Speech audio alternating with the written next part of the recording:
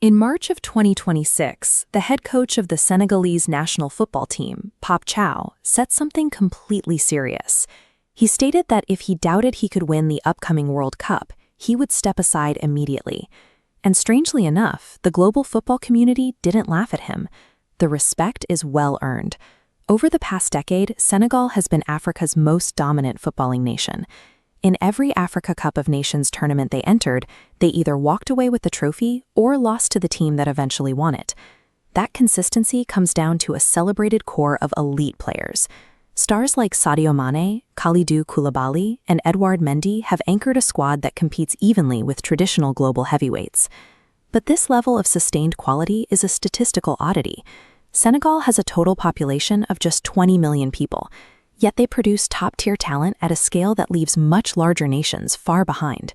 We can see the disparity clearly on this chart comparing regional populations.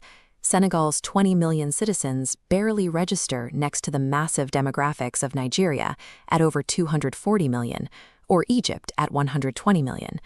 Overcoming that size disadvantage required engineering a highly effective two-part system to acquire and develop talent.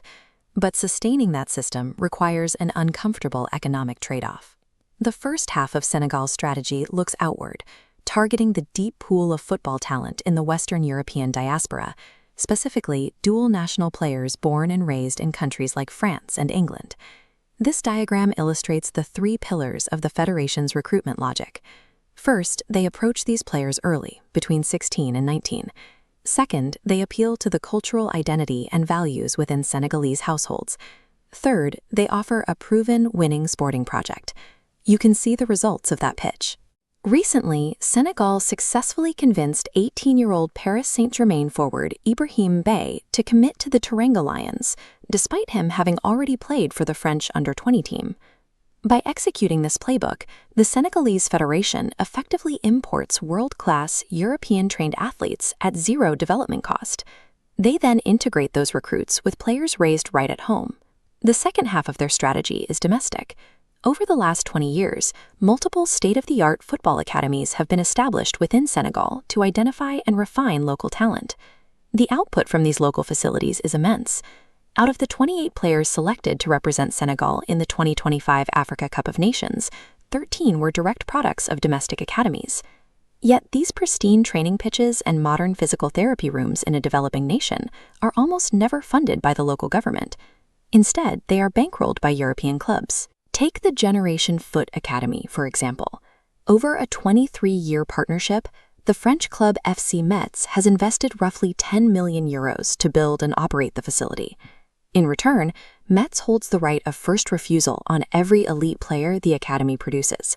So while young players gain access to high-quality education and infrastructure, the financial architecture is designed for European investors to capture valuable athletic prospects before their market price goes up.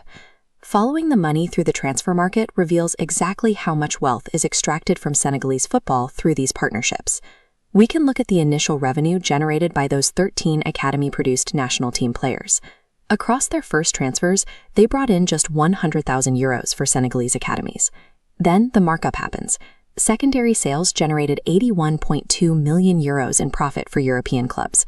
Zooming out to their entire careers, the total balloons to 411 million euros. That missing capital leaves the domestic games starved of resources. Local clubs struggle to survive. Domestic stadiums fall into disrepair, and administrative failures frequently cause academies to miss out on the legal FIFA solidarity payments they are owed. By outsourcing their youth development and aggressively recruiting from the diaspora, Senegal has built a formidable squad capable of challenging the best teams on earth. But assembling a genuine contender requires giving up the staggering economic value of their own game to the European market.